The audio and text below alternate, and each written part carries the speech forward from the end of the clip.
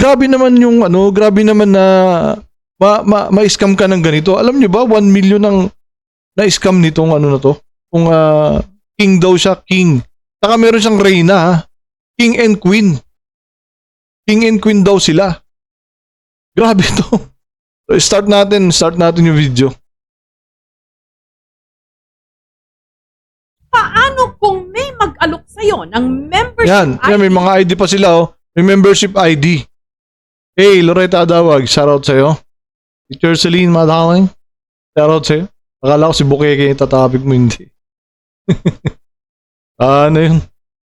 Kagabi, yung kanina umaga, yung kinontent ko, yung ano, yung gusto ko sana i-live yun. Yung bang kino-compare nila si BBM dun sa kay Zelensky. Kasi si Zelensky pala, nung nag-election pa lang, parang si BBM din pinagbintangan na bangag. So hanggang ngayon, pinapahid ni Putin sa kanya yung ano na yun, yung chismis na yun. Tapos, maganda yung video na yun. Panoorin nyo. Panoorin nyo yun. Nandun yung video ni, ni Zelensky nandun.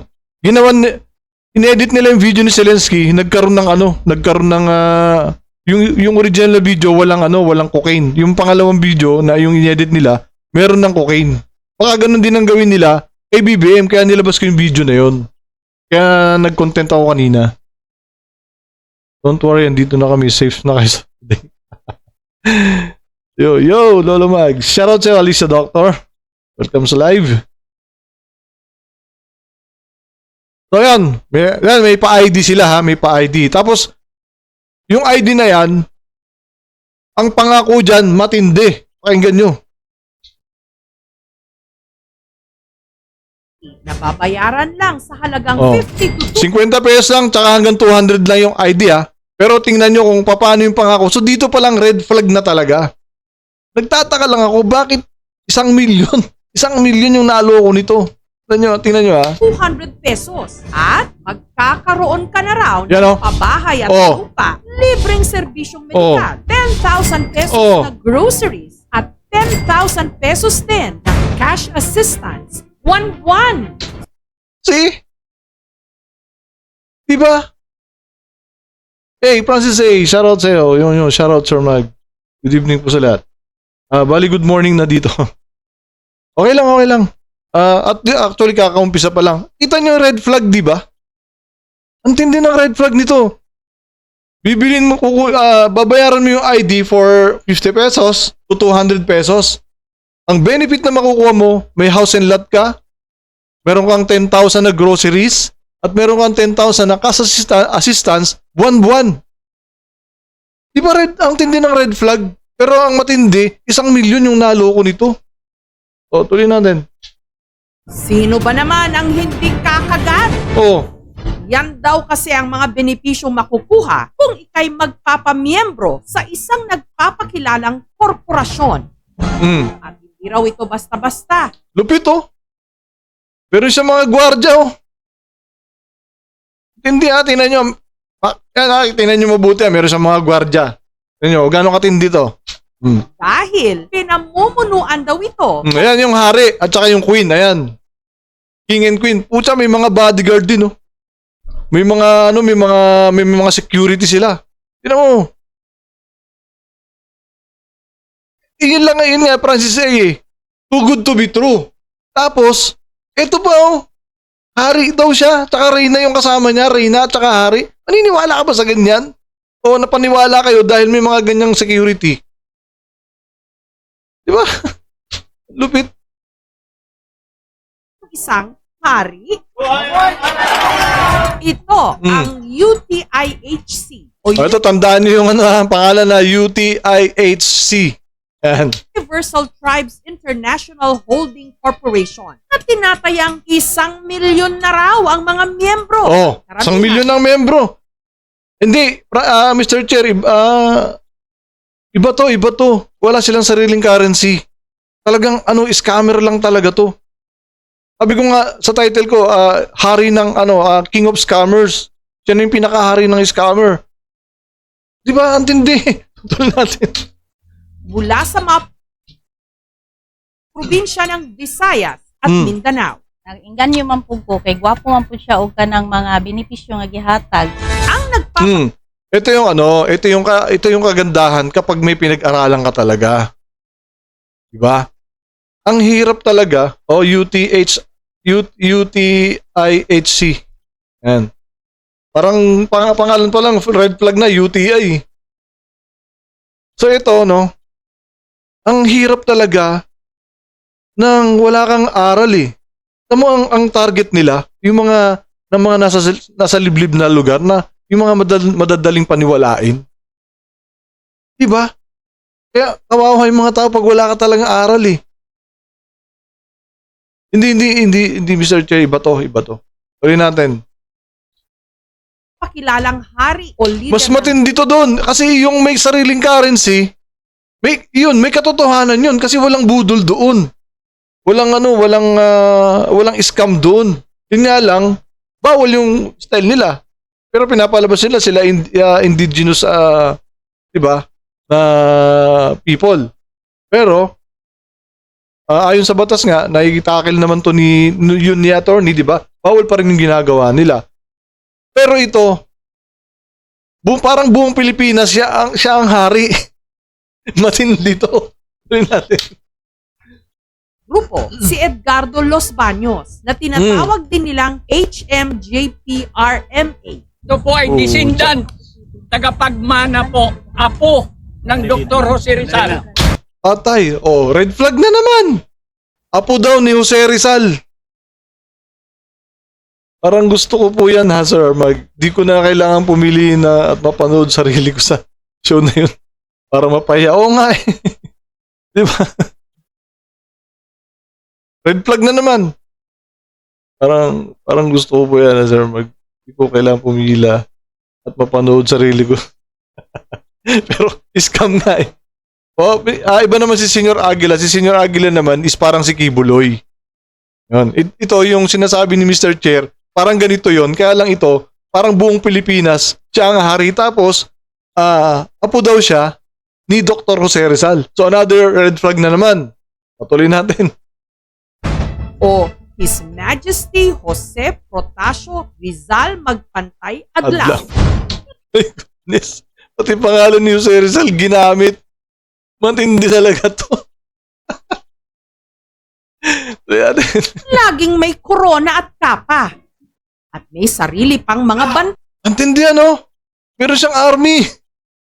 bantay o marshals.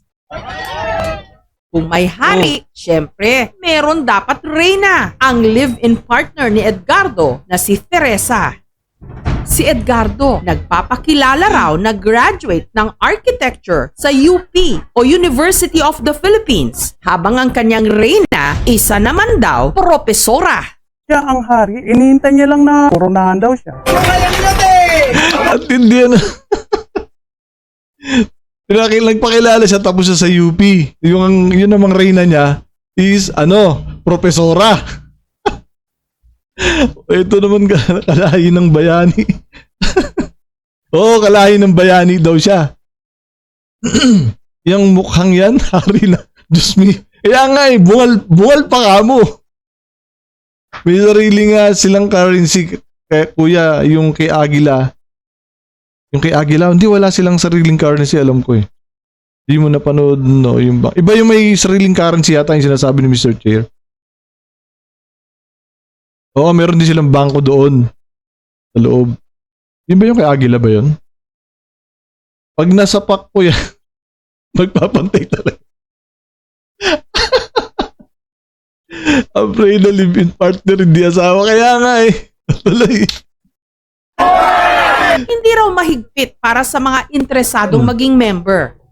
Pero lahat ng kanilang ipinangakong benepisyo, makukuha lang daw kung meron kang membership ID na 50 to 200 pesos nga ang halaga. Sa 1,000 na tao, 100,000 na ang nalilikom ko. Kahinaan pa yun ng ID. Yan lahat po yun inakabot ko sa kanya. How much more na dumami ngayon? Kung sa may 1 million tao ka na, 1 billion na ang hawak niya ngayon pera. Di pinayaman niyo siya. Yan ang kasi mali kay ate. Diba? Dapat kasi, total siya pala yung ginamit para mag-akay ng mga tao. Hindi rin niya alam, hindi rin niya inalam yung mga red flag nitong pinasok niya. Diba? Ang dami niya pinasok na tao. Ang dami niyang bandang uli, siya pa yung ngayon. Damay pa siya dun sa panluloko nitong king and queen of scammers. Diba? Tuloy natin. Na matapos po namin na ni kamahalan yung gagawin, pagpasok po ng pondo para sa project, automatic meron din. May benefits na kayo. At hindi raw basta-basta simpleng pera ang posibleng paghatian ng kanilang mga miyembro. Ang starting budget po na binigyan ni kamahalan, humingi lang po ako ng 5 trillion. Times 3 niya. So nagiging 15 trillion. Grabe! Humihingi lang daw siya ng 5 trillion. Times 3 pa. Ginawang 15 trillion. Alak ng tipaklong ito nga di ba? Ang grabe nito kasi ang daming red flag. Ang tisima, alam naman nilang ang hirap ng kalagayan nila. Nagpadala pa sila ng mga ganyang kalokohan. Oh my! Ang hirap, ang dali nilang mauto. Hindi niya sasabi ko, di ba? Ang hirap talaga kapag yung wala ka talagang pinag-aralan. Di ba? Ang dali mong maakay sa mga ganito. Paano pa kaya ako sa mga religion kagaya ni Kibuloy? Di ba? Oh, kagaya ni kagaya ni Rapi Tulfo. Mas madaling makaakay sa Rapi Tulfo. Halos kahit na may kaya sa buhay, naaakay ni Rapi Tulfo. Ito, ang target nito, yung mga nasa laylayan talaga na naghihikaw sa buhay. Di ba?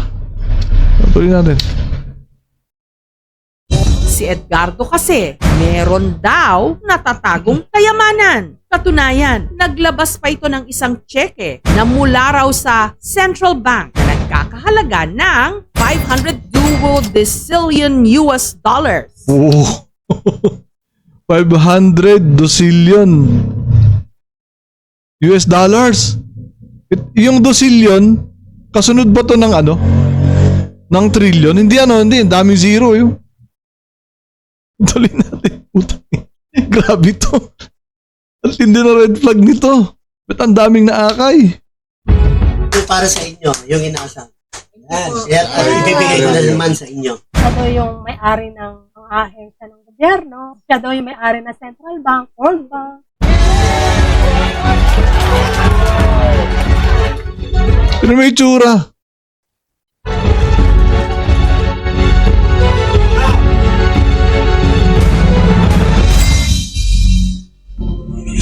Sa kabila ng ipinoprontang yaman, paanong ang mga nagpakilala mismo Eto na. Makikilala na natin kung anong klase pagkatao nito. Matindi to. Matindi to. Tingnan nyo May sariling jet ba yan mga yan? Ba't may mga general at air force dyan? Hindi may sarili siyang parang may sarili siyang royal guard talaga. Alubit nga Tuloy natin. Dozillion 35 digits sir. Grabe no. Oh my goodness. Ang daming naniwala po siya. Tuloy natin. mga opisyal ng samahan lumutang para sabihing Hindi. Seriously, naawa ako dun sa mga naloko. Although, sabihin na natin, tigto 200 lang yung nakakuha sa kanila. Diba? Pero yung maloko ka, yung pambili mo lang ng bigas, ibibigay mo pa sa taong to. Alam naman natin na pagdating sa mga ganyan lugar, ang hirap ng kabuhayan dyan, di ba? Oh, hindi pa yan, Mario Nanali, mamaya makikita mo, tuloy natin. ang ipinapangakong kaginhawaan, isa lang daw kasinungalingan. Si Eulogio, ang dati raw itinalagang president ng Universal Tribes International Holding Corporation. Dito sa ID system ay ako ang nag-encode at ako ang nag-release. Nag-guide ako sa kanila how to manage kanilang mga leaders. Leaders kasi yan, mga regional, provincial, municipal, barangay. Ang dati naman niyang live-in partner na si Miriam, hindi niya tunay na pangalan, ang itinalaga ni Eduardo na kanya raw bise. So sino yung nakakatulong sa akin? Yan ho yung aalagaan niya. Sa lahat daw ng gasto sa korporasyon, lalo na yung ipinamamahaging ayuda, sila muna ang nag-aabono na Imagine, sila nag-aabono ng pang-ayuda. Dito sa Manila noon pag may nagtanong open-minded ka ba? Red flag na. Oh, di ba yan palang red flag na eh. Ito pa kaya? Pucha. Ito natin. Abot sa 2 million pesos. Nakasisilaw raw kasi ang ipinangako sa kanilang Pero mo, mamimigay ng ayuda. Ang sasagot yung mga members. Diba? Oh, ito naman mga members, bulag na bulag din. Tuloy natin. balik nito. Kung magkano yung narinig namin, may pinangako niya sa akin eh. Babalik niya, times 3. Hindi na po ako ng 5 trillion. Ang hilig sa times 3 nito. Ang hilig sa times 3. Oh, imagine, ang laki na nakuha kay ate Ang laki na nakuha ang pera kay ate. Tuloy natin. Times 3 niya. Mamumudbud siya ng pera. Parang sa pang. Pero galing sa iyo. Galing sa akin yun. I think may power ho siya sa citizen and pagmudol. Ang dati namang sekretarya na si Lani, hindi rin ito tunay na pangalan. Ang siya na Oh, viral to eh. Nasa 500 na rin yung views nito eh.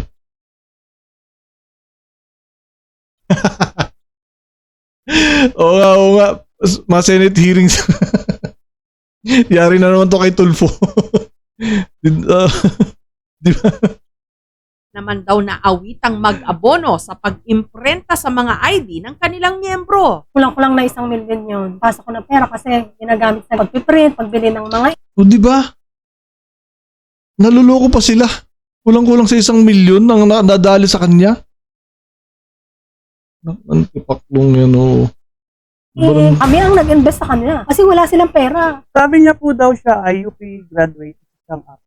When we search po, hindi po siya nag-aral ng UP. Ang tanong dapat pagka ganun, di ba? Ikaw, halimbawa, may isip ka naman eh. Ay, cool. welcome sa live. May utak ka naman eh. Pag sinabing graduate, hanapan niyo ng papel. Di ba? Tsaka, itinan mo yung itsura nung hari, nung king. Di ba? Yun ba yung graduate na UP? My goodness. Ang sarap-sarap sampalin to. Sarap sampalin sa panga. Tuloy na. Sabi niya may 17 dialects ang alam. Ano? Hindi siya marunong mag- May tsura oh. Mukhang king ba yan? May mga bigatin yung mga kausap niyang tao Ako pa rin magtatrat. Siya daw may hari ng Malacanang. Pero nasaan na nga ba ang inirereklamo nilang si Edgar? Sa may-ari ng Malacanang puto, paniniwala mo ba yun? Ang tindi ng red flag nito puto.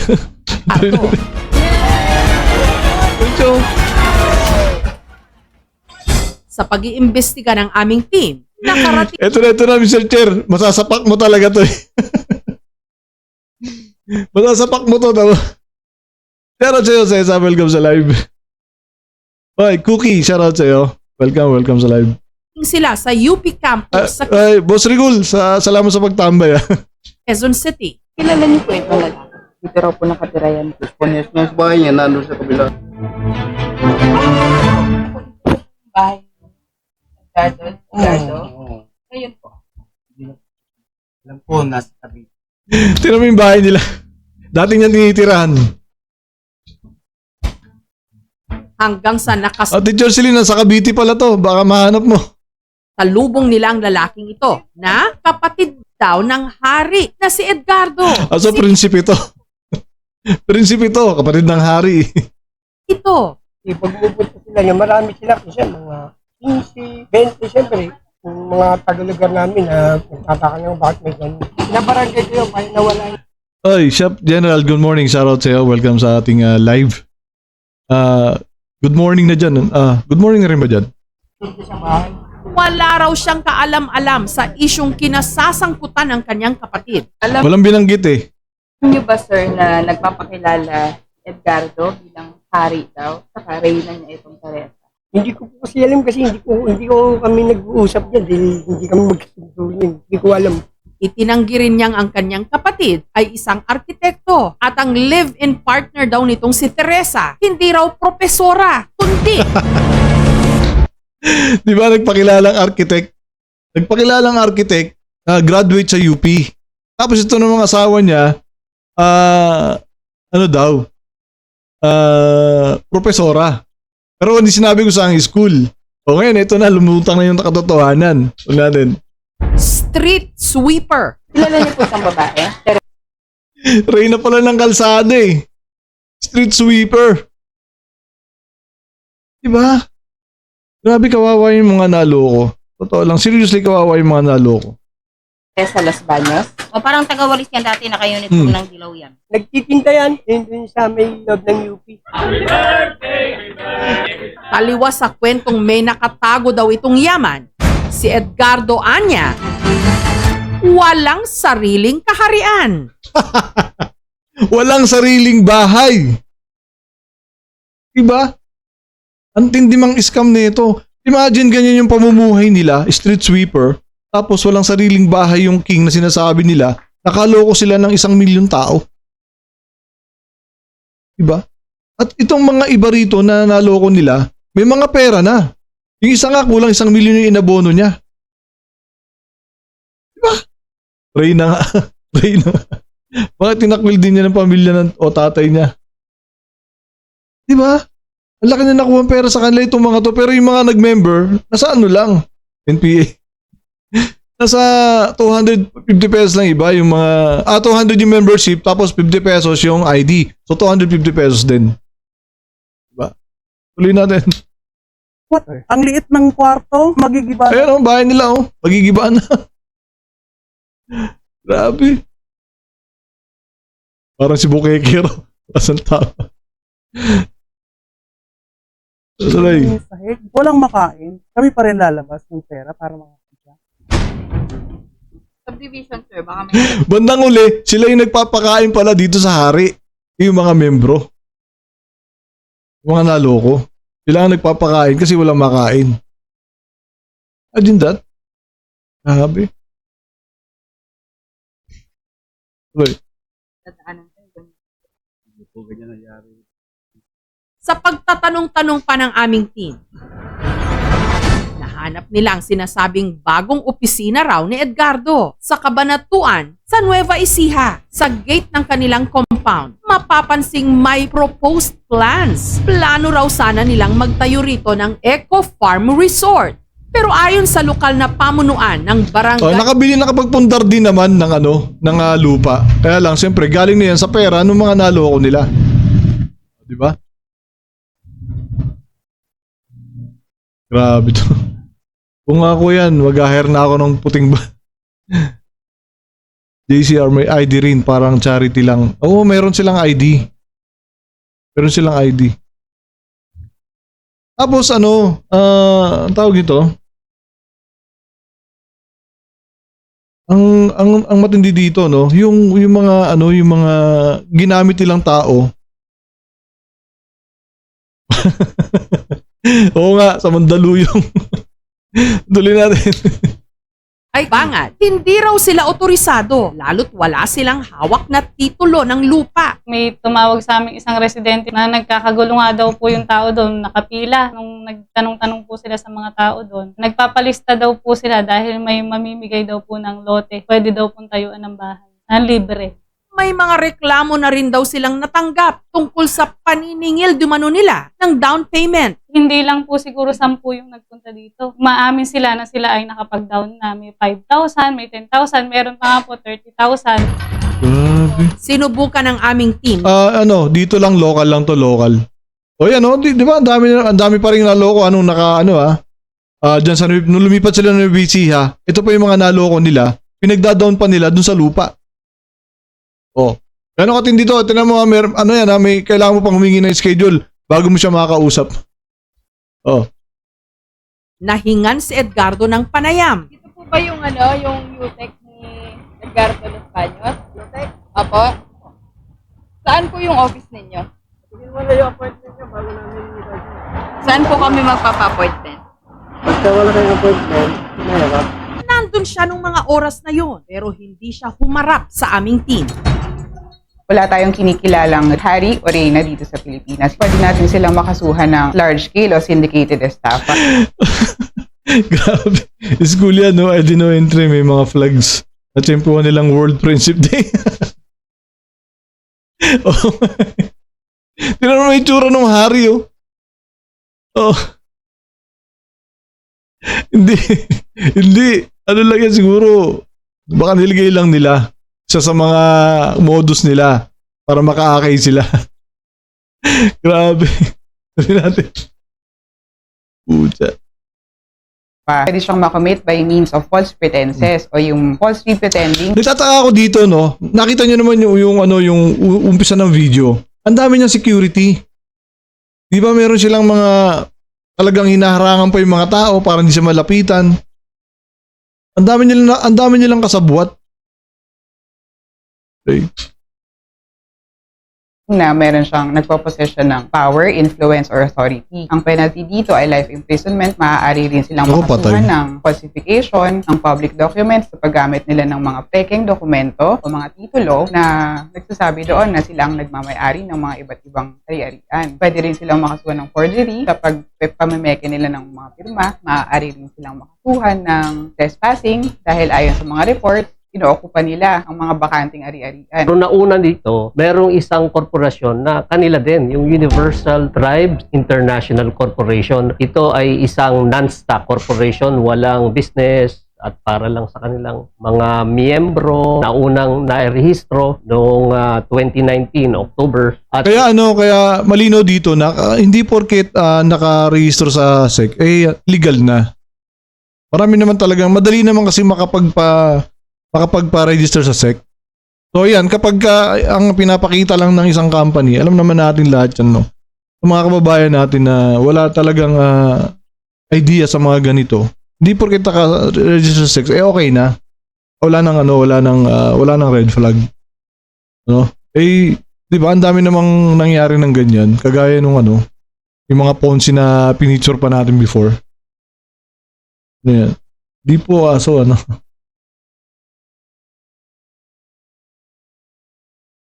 kasama na yan. Francis A. Kasama na yan, malamang. Tuloy natin. ito namang Universal Tribe International Holding Corporation na register nitong November of 2022.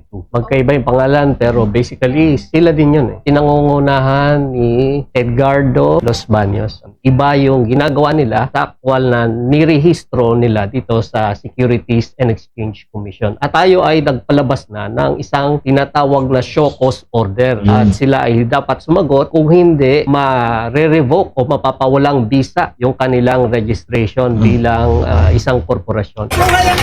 Dapat dito ipahuli na nila kasi marami pang naluloko eh. Di ba? Lilipat lang na yun ng ibang lugar eh. Tapos manluloko na naman. Dapat ipahuli na to ng gobyerno.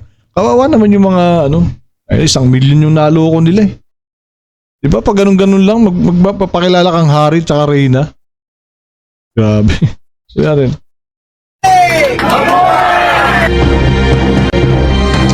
NGO yung sa akin yung MUG naka-register. Naka-register ako sa SEC yung MUG. Yan yung mga flows niyan. Nga. 'Di ba? Ayun tingnan mo, may Royal Guard pa. 'Di ba paano nila nagagawa 'to?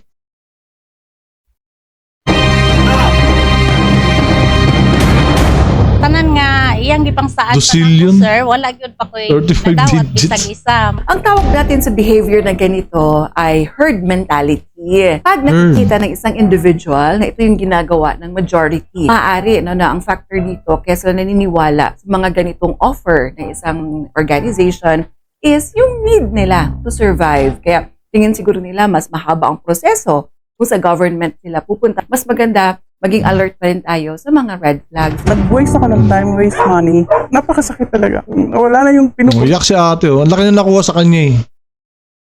Yung isa kanina, kulang 1 milyon. Ito, malaki din nakuha sa kanya eh. Wait. Non-profit daw, sir. Yung sa akin, non-profit eh. Na-action na ba? Meron na action, Mr. Chair. Pinadala na nila ng Shokos. Kapag hindi sumagot, i-ano nila. Hey, Perfect Defect. Shoutout sa'yo. Patapos na tayo. Salamat sa pagtambay. Ito. Non-profit ang sabi. Non-profit eh. Sabi kanina non-profit pero 'di ba? Ginawa nilang scam.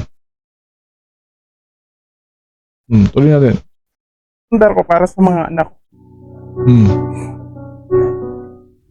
Kapag ang mga pangako out of this world o masyadong hindi kapanipaniwala, dapat magduda. Dahil sa totoo lang, sa buhay, hindi naman sa isang igla.